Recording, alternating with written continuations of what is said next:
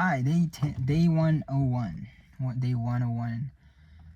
And I was just recently in Toastmaster meeting, one of the Toastmasters club local in our area, and I was just visiting, and I was asked with this question: if I were to go back 5 years from now, what would I do differently? And here's my answer.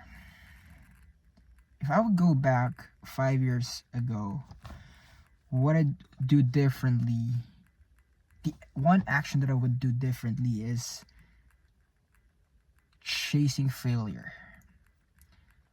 I would embrace failure, the feeling of messing up in front of other people, messing up with mumbling with my words, messing up with figuring things out the first time, becoming a beginner, embracing the suck.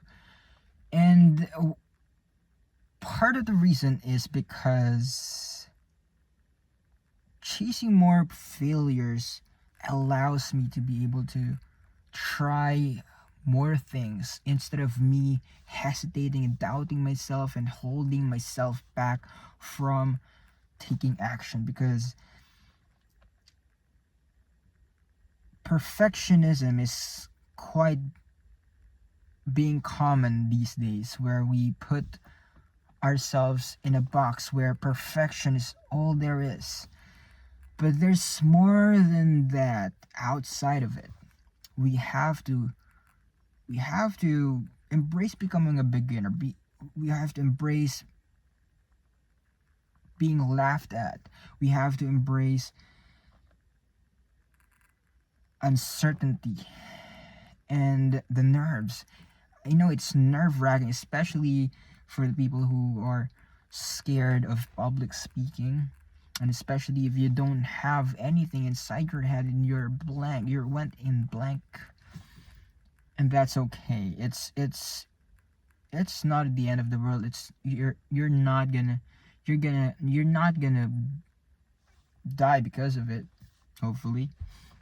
Well, but if I chase more stage time, more trying things out a lot more, and then keeping at it, being comfortable on those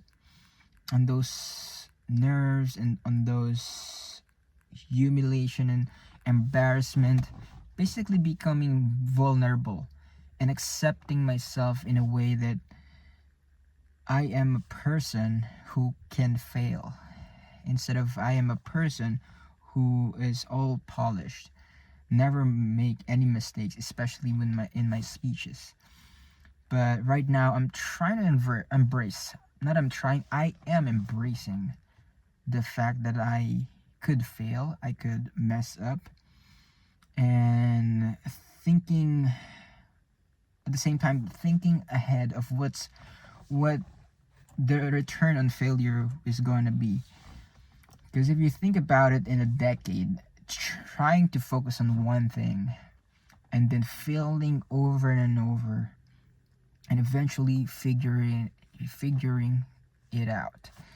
And I believe it's Thomas Edison who invented the light bulb, and he failed 10,000 times, but when he was asked about that, he said that he doesn't fail 10,000 times, he just found 10,000 different ways on how to make the light bulb.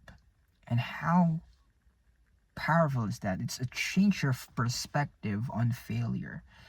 And if we can change our perspective in failure in a way that there's something we can get out of this, we can learn something from it, and we can use it afterwards. And especially if we think of the failure as a gold, which whatever valuable it is for you, you can think of it as a gold, money, anything. But if you think about it, and if you chase a lot of it, and do it over and over for long periods of time, for example, a decade or two, I'm pretty sure you're gonna be growing a whole lot better than you were right now. So that's what I'm trying to figure out this year 2026.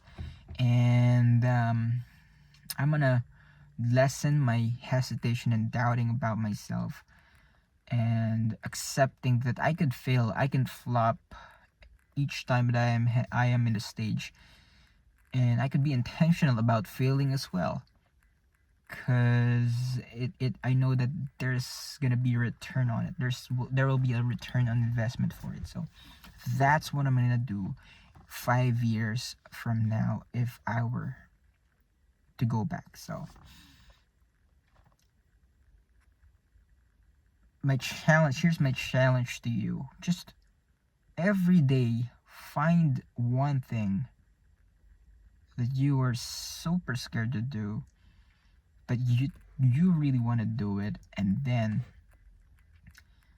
chasing failure, embrace it, love it, love the failure, because there's gonna be, you're gonna grow, your confidence is gonna surge.